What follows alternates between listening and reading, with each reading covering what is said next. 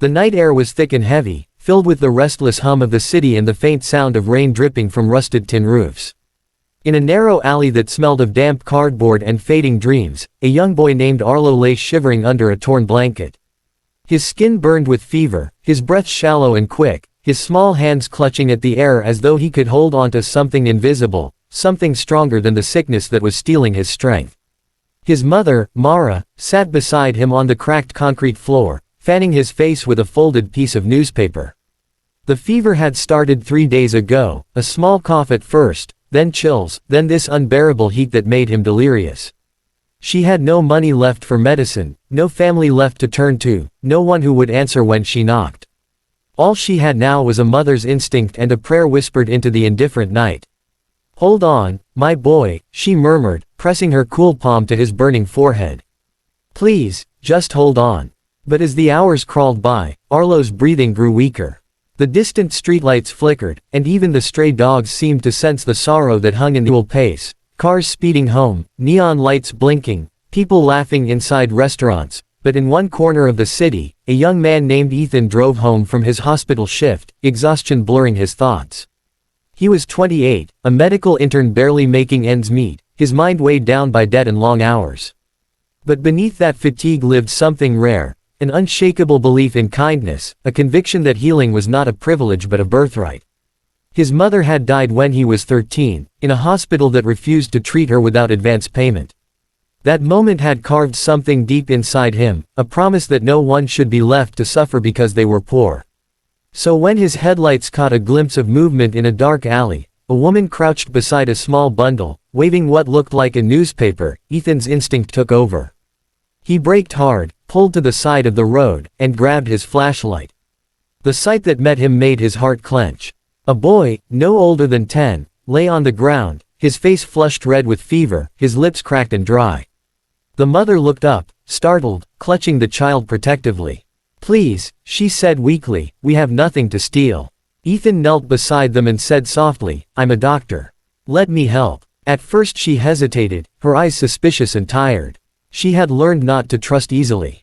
But something in his voice, steady, kind, desperate to help, made her nod.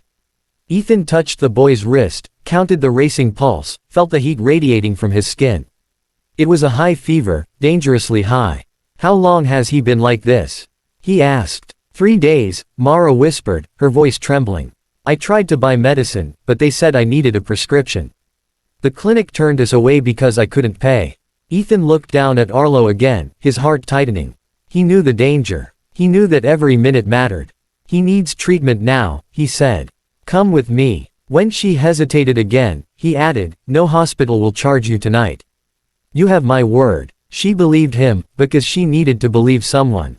Ethan carried the boy to his car, feeling the small body burning in his arms. Mara climbed in beside him, her hands clutching the seat like she was holding onto hope itself. At his small apartment, Ethan moved quickly.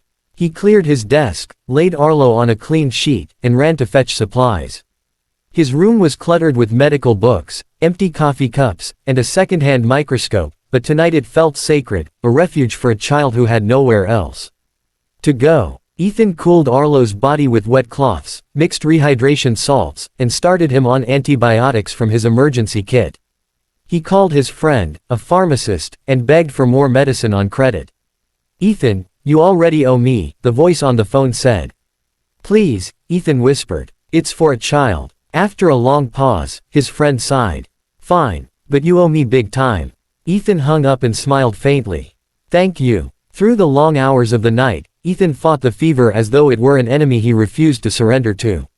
He stayed awake, checking Arlo's pulse every hour, wiping his forehead, whispering encouragement even when the boy couldn't hear. Mara sat nearby, whispering prayers under her breath, watching this stranger give everything he had for a child he didn't know. When dawn finally broke, the light fell softly across the small room. The fever had not gone completely, but Arlo's breathing had steadied. His eyelids fluttered, and for the first time in days, he opened his eyes. "Mama," he whispered weakly. Mara's tears fell freely as she grasped his hand. "I'm here, my love." Ethan exhaled deeply, relief flooding his chest. He poured a glass of water and helped Arlo drink. "You're safe now," he said quietly. But safety, as Ethan knew too well, was temporary when poverty was the enemy. Over the next few days, Arlo's fever subsided, but Ethan realized he couldn't just send them back to the streets. Mara admitted she had been evicted from her small apartment after losing her job cleaning offices. They had been sleeping behind an abandoned building for weeks. "Just until I find work again," she said, embarrassed. Ethan looked at the frail boy in the mother's tired eyes and said, "You'll stay here until you do." Mara tried to protest, but her voice broke, and she nodded in gratitude. Days turned into weeks. Ethan worked double shifts at the hospital and came home to share his dinner with them. Arlo began to laugh again, his body gaining strength, his cheeks no longer pale. He spent his days sketching on scraps of paper Ethan brought from work, drawing dreams too big for their small room. He loved drawing airplanes, especially one he named the Silver Bird, which he said could take anyone, anywhere, even to the stars. "Someday," he told Ethan, "I'll fly it myself, and I'll come back for you and Mama." Ethan smiled every time. He saw in Arlo the reflection of a boy he once was, poor, hopeful, and burning with possibility. But life, as it often does, had its own plans. One evening, after a long shift, Ethan came home to find a letter on his table. It was from the hospital's administration. He had been selected for a fellowship program abroad, one that could change his career forever. It was everything he had worked for. Yet when he looked across the room at Mara cooking rice and Arlo humming as he drew, Ethan felt the weight of choice press upon him. He had no family left. They had become his family. That night, he couldn't sleep. He sat by the window, listening to the faint city noises, torn between ambition and compassion. The next morning, he quietly folded the letter and tucked it away. He would decide later, he told himself. But later came sooner than he expected. A week before his departure date, Arlo fell sick again. It wasn't fever this time, it was worse. He began coughing blood. Ethan rushed him to the hospital, where he worked, begging the staff to admit him under emergency care. But the hospital director shook his head. "We can't admit him without insurance or a sponsor," he said coldly. Ethan's voice rose. "He's a child. You can't turn him away." But rules were rules. In that moment, Ethan made a decision that would define his life. He removed his identification badge, placed it on the director's desk, and said, "Then take my name off your payroll. I'll treat him myself." He resigned that day, forfeiting the fellowship, the salary, and the security he had spent years building. He brought Arlo back home, set up his small space with borrowed equipment from friends, and treated the boy day and night. The infection was severe, but Ethan refused to give up. Mara watched him with tearful awe, this man who had no reason to care, giving everything he had for her son. "Why are you doing this?" she asked one night, her voice breaking. Ethan paused, looked at her, and said, "Because someone once told me that saving one life is saving the whole world. I couldn't save my mother. Maybe I can save your son." Days stretched into nights, exhaustion etched into Ethan's face. He sold his old car to buy more medicine. His friends called him crazy. "You can't save everyone," one said. Ethan simply replied, "But I can try to save one." Arlo's condition slowly began to improve again, though recovery was slow. Mara found work cleaning houses nearby, always returning with something small for Ethan, a loaf of bread, a smile, a thank you that words could never quite express. Months passed. The fever that once nearly took Arlo's life had left him with fragile lungs, but his spirit burned brighter than ever. He drew, read, dreamed, and talked about one day becoming a doctor, like Ethan. Years rolled by quietly. The city changed, buildings rose, people came and went, but that small apartment remained a sanctuary. Mara eventually saved enough to rent a tiny home of her own, and though Ethan insisted they didn't need to go, she told him softly, "You've given us wings. Now we have to learn to fly." They stayed close, visiting often, sharing dinners and birthdays, bound by something far stronger than blood. 15 years later, on a bright morning, Ethan sat on a hospital bench, older now, a touch of gray at his temples. He had rebuilt his career slowly, volunteering at community clinics, working with children from low-income neighborhoods. That day, he was reading charts when a young man in a crisp white coat approached him.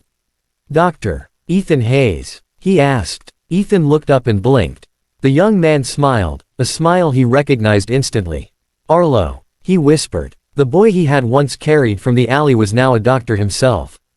His voice caught as Arlo said, "I wanted to be like you. You didn't just save my life, you showed me what life could mean." The two men hugged, tears in their eyes.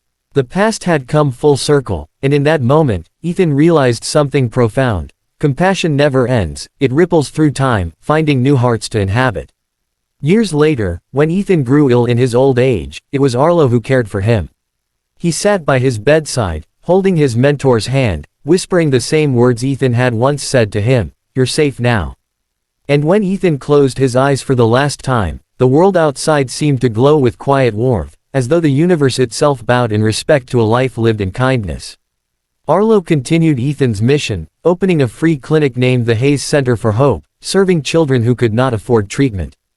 Above the entrance hung a small plaque with a quote Ethan once scribbled on an old notebook: "Healing begins not with medicine, but with love." Every day, as the sun set over the city, Arlo would sit by the window of the clinic, watching the lights flicker on across the skyline. Sometimes he would see a mother walk by with a sick child, and he would remember that night long ago, the fever, the fear, the stranger who stopped when no one else did.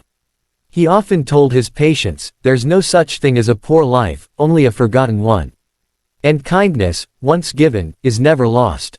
And somewhere, in the soft wind that brushed through the streets of that city, you could almost hear the echo of a promise whispered years before, of a doctor who refused to look away, a mother who never gave up, and a boy whose life became a testament to the power of humanity.